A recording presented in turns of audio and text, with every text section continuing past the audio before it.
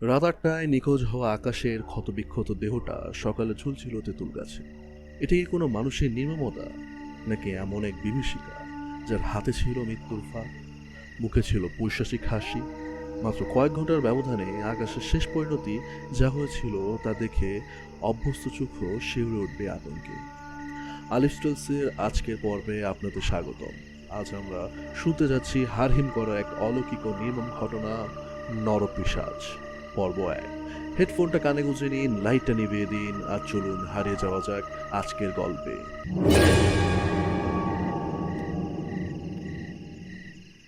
রাত ৮টার মতো হবে। আকাশ তার বাসার সামনে একটা গাছের নিচে লুকিয়ে সিগারেট টানছে, হাতে আবার কয়েকটা চকলেট। সিগারেট খাওয়ার পর এগুলো খাবে যেন মুখ থেকে গন্ধ না বের হয়। আকাশ আপন মনে সিগারেট টেনেই যাচ্ছে, কিন্তু বেচারা জানেই না যে তার সাথে কি হতে চলেছে। একটু পর একটা অবয়ব আকাশের দিকে এগিয়ে যেতে লাগে। আকাশের চুলটা একটু লম্বা হওয়াতে সহজে খপ করে অভয়টা নিজের সমস্ত শক্তি দিয়ে আকাশের চুল নিজের মুষ্টিবদ্ধ করল। আকাশ কিছু বুঝে ওঠার আগেই আকাশকে মাটিতে ফেলে টেনে হিঁচড়ে দ্রুত গতিতে পাশের ঝোপের দিকে নিয়ে যাচ্ছে।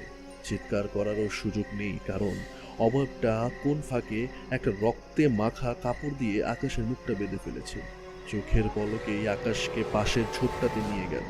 ছোট ছোট গাছের সাথে লেগে আকাশের শরীরের বিভিন্ন স্থান থেকে চামড়া উঠে গেছে। আকাশ ব্যথায় কাতরাচ্ছে। অভয়টা আকাশের বুকে তার একটা পা রাখলো। সাথে সাথে অবয়বটার চেহারা ভেসে উঠতে লাগলো। হাত পায়ে নখগুলো ছুরির মতো ধারালো আর লম্বা হয়ে গেল। সারা শরীরে বনমনুষ্যের মতো লোম, চোখগুলো যেন জ্বলন্ত আগুন। দুই দিকের দাঁত থুতনির নিচ পর্যন্ত নেমে এসেছে। রূপ নিয়েছে একটা পিশাচে। এক পা দিয়ে আকাশের বুকে শক্ত করে ভর দিল, আর ছুরির মতো ধারালো নখগুলো আকাশের বুকে বাম পাশে ঢুকিয়ে দিয়ে কলিজাটা বের করে ফেলল। পিশাচটার মুখে কিছুটা রক্ত ছিটে গেল। এক হাত দিয়ে রক্তটা মুছে নিল, আর উল্লাসের সাথে শব্দ বের করে আকাশে কলিজাটা খেতে লাগলো। আকাশের দেহ থেকে আত্মাটা তখনই চলে যায়। কলিজা খাওয়া শেষ হলে আকাশের দুই চোখে দুটা নখ ঢুকিয়ে খোঁচা দিয়ে দুটা চোখ উপড়ে ফেললো আর খেতে লাগলো। ধারালো নখ দিয়ে কুচিয়ে কুচিয়ে আকাশের মাথা থেকে মগজটা আলাদা করে ফেলল। একে একে নির্মম ভাবে আকাশের শরীরে বিভিন্ন অঙ্গ প্রত্যঙ্গ ছিঁড়ে ছিঁড়ে খেতে লাগলো। তার নিদারুণ বর্ণনা না হয় নাইবা দিলাম। কিছুক্ষণ পর পরিবেশ শান্ত হলো। তৃষার্থ পিশাচ তার পিপাসা মেটালো আর নিজের গন্তব্যের উদ্দেশ্যে রওনা হলো। আর ওইদিকে রাত ১২টা বেজে গেছে, আকাশ এখনো বাসায় ফিরেনি। মহল্লার সবাই আকাশকে খুঁজছে, কারণ এত রাত সে কখনই করে না। মহল্লার দারোয়ানকে বলে দিয়েছে মহল্লার আশপাশটা ভালো করে খুঁজে দেখতে, কিন্তু কোথাও আকাশকে পাওয়া গেল না। আকাশের বাবা মা সব আত্মীয়দের কাছে ফোন দিল, কিন্তু কোথাও আকাশ যায়নি। আকাশের মা তার ছেলের জন্য কেঁদে কেঁদে হয়রান হচ্ছে। মহল্লার সবাই সান্ত্বনা দিতে লাগে, নিশ্চয়ই কোথাও গেছে আকাশ, চলে আসবে, আপনি শান্ত হন। কিন্তু কে শোনে কার কথা? বেচারি কেঁদেই যাচ্ছে আর বলছে, নিশ্চয়ই আমার ছেলেটার কিছু হয়েছে, কখনোই এত রাত করে না। ফোনটাও বন্ধ।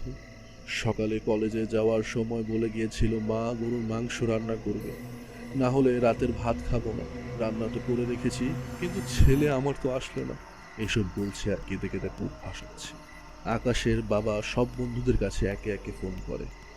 সবাই জানায় আকাশ নাকি ৭টা থেকে ৮টার দিকেই বাসায় ফিরে গেছে। আকাশের ফোনটাও বন্ধ দেখাচ্ছে। কি করবে কিছুই বুঝতে পারছে না। মহল্লার লোকেরা মিলে যতটা সম্ভব খুঁজছে, কিন্তু পায়নি। মহল্লার সব লোকেরাই অনেক ভালো। রাতে সবাই আকাশদের বাসায় থেকে গেল আর সান্ত্বনা দিতে লাগলো। সকাল হলে সবাই মিলে খুঁজবে। আকাশের মাকে অভয় দিতে দিতে বলতে লাগলো, ভাবি চিন্তা করবেন না, আপনার ছেলের কিছুই হয়নি, সকালে দেখবেন ঠিকই ফিরে এসেছে। সবাই মিলে চিন্তা করতে করতে সকাল হয়ে গেল। সবাই আকাশকে খোঁজার জন্য যাবে, তার আগে একটা ৬ বছরের বাচ্চা ছেলে বল দিয়ে খেলতে খেলতে নিচে নেমে গেল। বলটা গড়াতে গড়াতে মহল্লার তেঁতুলের গাছের সামনে চলে যায়। তখনই ছেলেটা বলটা ধরে ফেলল। বলটা হাতে নিয়ে সামনে তাকাতেই ছেলেটা যা দেখলো তা দেখার পর সে বাকরুদ্ধ হয়ে গেল।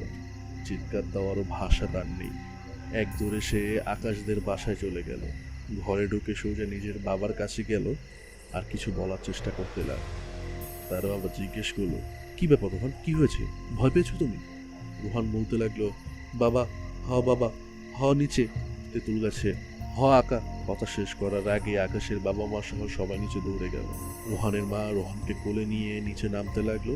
বাসাস থেকে বের হওয়ার আগেই আকাশের মায়ের চিৎকার শুনতে পায় আর ওখানে গিয়ে এক মর্মান্তিক দৃশ্য দেখতে পায়। রোহানের আম্মু দেখে আকাশের দেহটা তেঁতুল গাছে ঝুলে আছে। বুকের বাম পাশের অনেকটা জায়গা গর্ত হয়ে আছে আর তা থেকে এখনো তাজা রক্ত পড়ছে। চোখ দুটো উপড়ানো, মাথায় মগজ নেই, তা থেকেও রক্ত পড়ছে। পেট থেকে নাড়ি ভুড়ি বেরিয়ে আছে।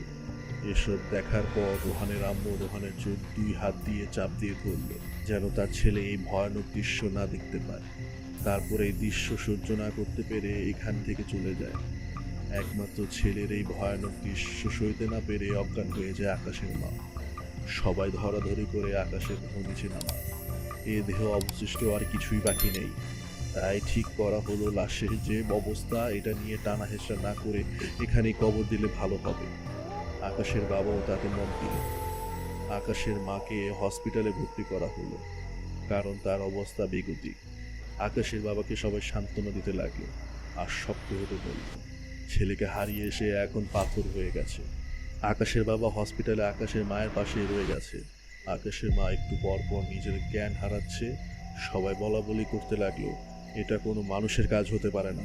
কোনো মানুষই এত নিষ্ঠুরভাবে কাউকে খুন করতে পারবে না। রোহানের বাবা কোনো হুজুরের কাছে যাওয়ার পরামর্শ দিল আর সেটাই সবাই মেনে নিল। রাতে সবাই যে যার মতো নিজের বাসায় চলে গেল আর কাল সকালে হুজুরের কাছে যাবে বলে ঠিক করল। মাঝরাত, শুনশানপুর, চারদিক একেবারে নীরব নিস্তব্ধ। রোহানের বাবা একটা খারাপ স্বপ্নে ঘুম ভেঙে গেল। ঘুম থেকে উঠে রোহানের ঘরে গেল, দেখল রোহান ঘুমিয়ে আছে। কপালে একটা চুমো দিয়ে আবার নিজের ঘরে গিয়ে শুয়ে পড়ল। কাহিনী এখানেই শেষ না। একটু পর একটা বাচ্চার ছেলে ছায়া মহল্লার ঝোপের দিকে এগিয়ে গেল। আবার সে অবয়বটার আবির্ভাব হল। তাহলে আকাশের পর এবার কি তবে ছোট্ট রোহানের পালা? অন্ধকারে সেই পিশাচটা কি এবার গ্রাস করবে পুরো মহল্লাকে? কি হতে চলেছে নরপিশাচের পরবর্তী পর্ব, তা জানতে চোখ রাখুন আলিফ স্টিলসের পর্দায়। আজকের এই প্রথম পর্বটি আপনাদের কেমন লাগলো তা নিচে কমেন্ট করে অবশ্যই জানান। গল্পটি ভালো লাগলে লাইক দিন এবং বন্ধুদের সাথে শেয়ার করতে ভুলবেন না।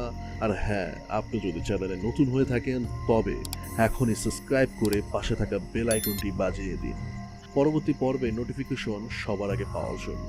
আজ তবে এখানেই বিদায় নিচ্ছি। দেখা হচ্ছে খুবই শীঘ্রই নরপিশাচের দ্বিতীয় পর্বে। ততক্ষণ পর্যন্ত সবাই ভালো থাকুন, সাবধানে থাকুন আর দেখতে থাকুন আলিফ স্টিলস। ধন্যবাদ।